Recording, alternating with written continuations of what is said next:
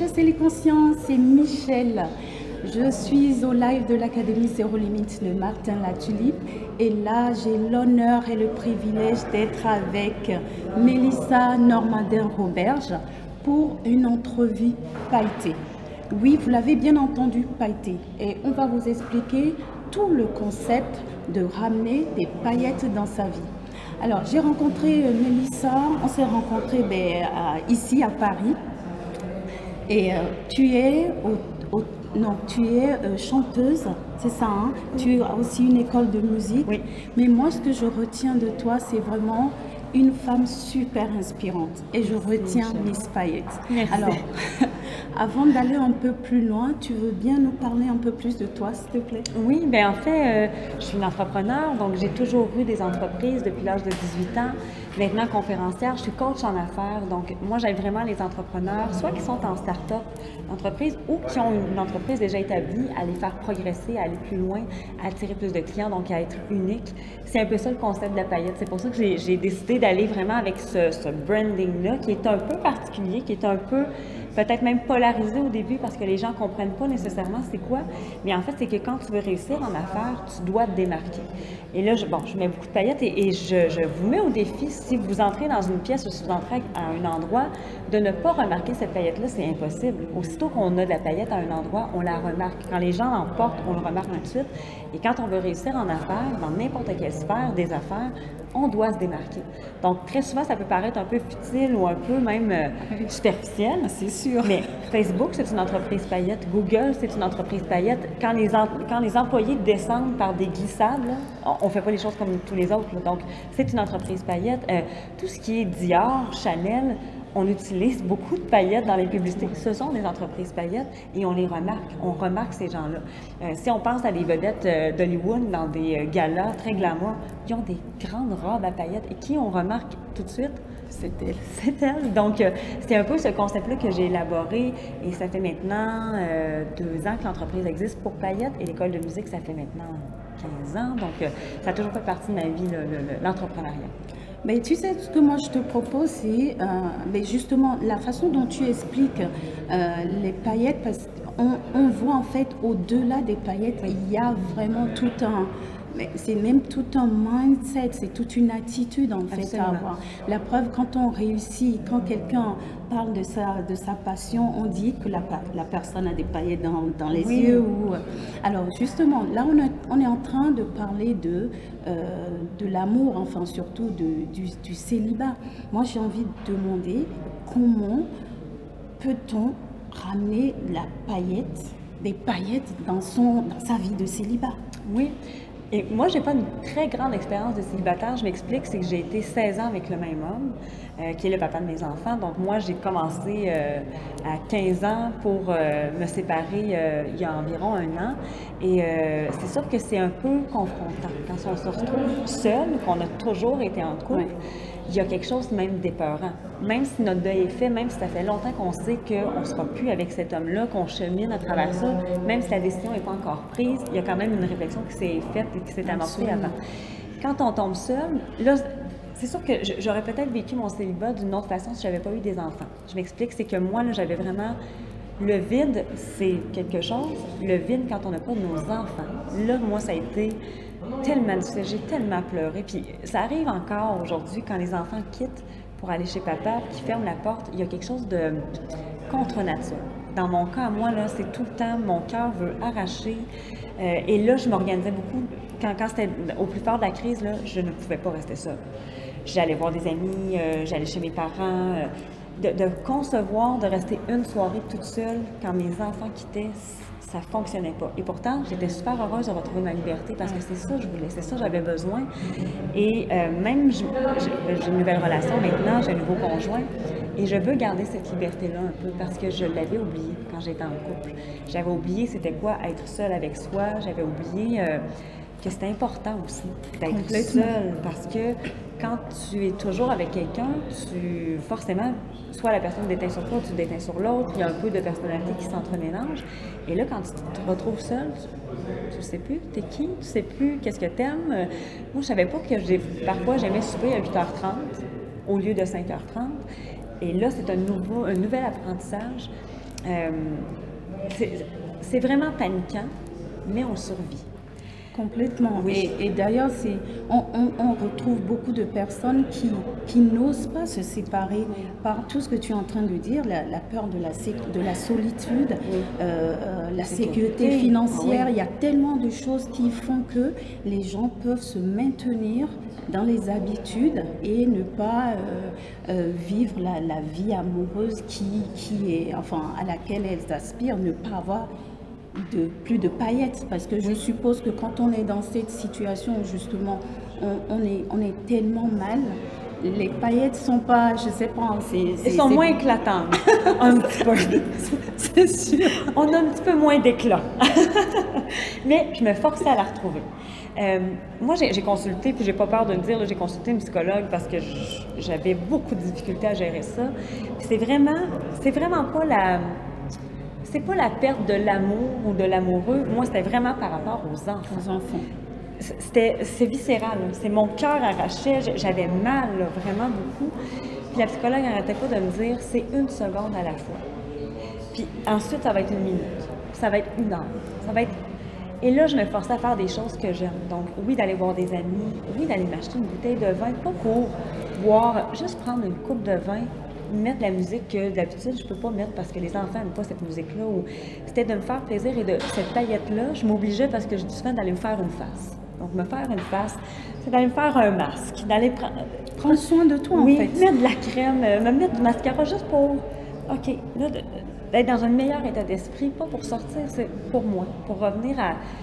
Parce que quand tu es une maman, tu oublies beaucoup de ces choses-là.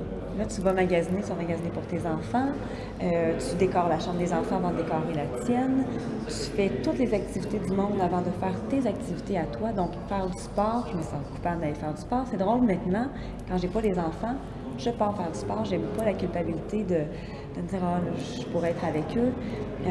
Donc oui, c'est de s'obliger, parce que la taillette, elle va peut-être être difficile à entretenir pendant cette période-là, mais de s'obliger à y revenir. Puis ce meilleur conseil-là, ça a été vraiment 1 seconde à la fois. Et ça va être difficile, vis chaque seconde. Ensuite, ça va aller mieux. Ça, c'est super important ce que tu es en train de dire. Là, je vais la répéter. Je la prends pour moi d'ailleurs. Oui. 1 seconde à la fois, un pas à la fois. C'est vrai que quand on sort de ces situations, c'est tellement énorme que on a l'impression que la terre entière nous tombe dessus. Et tu as mentionné, moi, un point tout à l'heure en disant, toi, ce n'est pas tant l'homme que tu as quitté, parce que pour certaines personnes, c'est l'homme, mais ce sont les enfants. Et c'est vrai qu'on est beaucoup de parents, enfin, ou de personnes qui nous séparent, mais il y a... Quand on a des enfants, les choses sont un peu plus compliquées. Moi, je suis maman aussi, qui a élevé seule son enfant. Et pour tout te dire, ma fille, après 18 ans de vue commune, ben, moi, je suis restée à Paris. Elle est partie au Canada faire ses études. Tu vois, elle est à Montréal. Tu vois, du coup, ce que tu viens d'exprimer là, du coup, on sent cette solitude. Mais en même temps, c'est le moment de s'approprier ce temps-là et prendre soin de soi. Parce que moi, je le dis souvent, la personne la plus importante, c'est soi. Et ça, la psychologue me le disait beaucoup. Parce que j'étais une maman, je suis beaucoup moins. Une maman qui avait beaucoup tendance à se culpabiliser. Culpabiliser de tout ce que je vivais, de autant beau que moins beau. J'étais toujours un peu dans cet état-là. Puis elle me disait, Mélissa dit, avant tout, c'est pas quelque chose d'être égoïste, c'est d'être altruiste. Absolument. La personne la plus importante, ce n'est pas Georges-Édouard, ce n'est pas Victor, ce n'est pas Emma Rose, ce n'est pas Jérémy, c'est toi. Oui. Parce que si toi, t'es pas bien, ensuite, eux ne seront pas bien. Je sais pas si un jour, on s'habitue à cette solitude-là, la solitude des enfants, parce que c'est ça, moi, ça a été un deuil de famille. C'est de dire, j'aurais plus ma famille avec moi tout le temps. C'était inconcevable. Et ça a été ça ma réflexion pendant 2 ans, avant que je prenne vraiment la décision de dire, OK, non, faut que je fasse quelque chose. Faut que je fasse quelque chose parce que ça ne fonctionne plus. Mais moi, c'était vraiment de me dire, je peux pas faire ça à mes enfants. Ils peuvent pas être loin de leur papa ou loin de leur maman pendant quelques jours. Et là, c'est la culpabilité et tout ça qui continue d'embarquer, mais en même temps, je me rends compte aujourd'hui que est-ce que les enfants méritaient d'avoir un papa et une maman qui se côtoient. Très bonne plutôt question. que d'être en relation. Et peut-être que c'est pas la bonne décision, je ne sais pas. On le sait pas, on n'aura jamais cette réponse-là. Pour l'instant, je pense encore que c'est la meilleure décision, malgré tout ce que ça enchaîne au niveau des émotions, au niveau de la colère qu'on peut ressentir envers l'autre, au niveau, il y a beaucoup de tensions, mais en même temps, maman est heureuse. C'est ça, c'est de le plus progresser, important. d'aller dans la direction où elle souhaite aller, sans attendre après personne, sans tirer après personne, et de montrer aux enfants qu'on survit à tout. C'est pas l'idéal. C'est pas ça qu'on souhaite quand on a notre bébé dans notre ventre. T'sais, moi, était là ma grande peine, c'est que quand j'avais mes petits dans mon ventre et quand je les mettais au monde, je les tenais dans leurs bras puis je leur promettais tout le temps la même chose. J'étais toujours seule avec eux après que mon papa soit parti. Puis je leur disais, je te promets que tu vas avoir la plus belle vie du monde. C'est beau, c'est à dire à ses enfants. Et oui, mais là, quand tu te sépares, tu fais, je leur ai promis qu'il y aurait la plus belle vie du monde. Et c'est pas ça que je suis en train de leur donner, mais finalement, non. Parce que si tu changes ta perception, je suis en train de leur montrer que tu absolument à tout. Regarde, j'imagine, moi, nous on te voit ici, mais attends, j'imagine la fierté de tes enfants de dire, maman, elle est belle, elle est sur scène, je sais pas si elles vont certainement voir et savent ce que tu fais. Et pour moi, c'est le plus beau cadeau, c'est les meilleurs je sais pas, de paillettes. On revient à cette notion de paillettes que moi je mets. C'est comme je le disais tout à l'heure, c'est pas juste ce qui brille, mais c'est l'énergie en fait. C'est une énergie que tu débarques et qui est là.